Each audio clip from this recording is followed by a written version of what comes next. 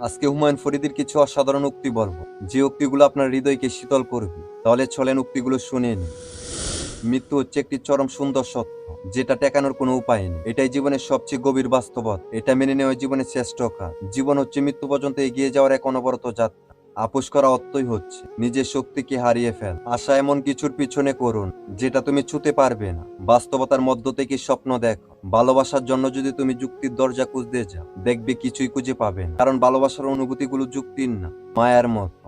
যার মন অন্যের প্রতি দুলে, তাকে ভালোবেসে লাভ নেই, বরং সে দূরেই থাকুক। ভালোবাসা এমন এক বদ অভ্যাস, একটু সুখের জন্য সারা জীবন কষ্ট পোহাতে হয়। বিভ্রান্ত ও বিশ্বাসঘাতকতার শিকার হতে না চাইলে একা থাকতে শিখো, কারণ একাকিত্ব কখনো বিশ্বাসঘাতকতা করে না। কাউকে এমন ভাবে ভালোবেসো না যাতে সে তোমার জীবন থেকে চলে গেলে তোমার সবকিছু ভেঙে পড়ে, বরং ভালোবাসা হোক পরস্পরের দেওয়া নেওয়ার সমন্বয়।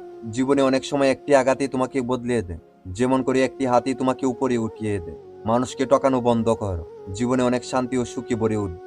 এটাই ভালো থাকার সবচেয়ে সহজ উপায়।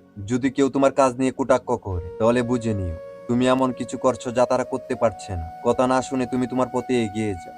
কাউকে ভালোবাসতে চাইলে যন্ত্রণা সয়ে নেওয়ার মানসিকতা থাকতে হবে, তা না চাইলে ভালো না বাসায় ভালো। কাউকে কাঁদানোর আগে ভাবা দরকার, কারণ তার চোখের জল অভিশাপ হয়ে ফিরতে পারে। এই ছিল হুমায়ুন ফরিদের উক্তিগুলো, যে উক্তিগুলো আসলে হৃদয় ছুঁয়ে যায়। আজ এ পর্যন্ত, সবাইকে ধন্যবাদ। আল্লাহ হাফেজ।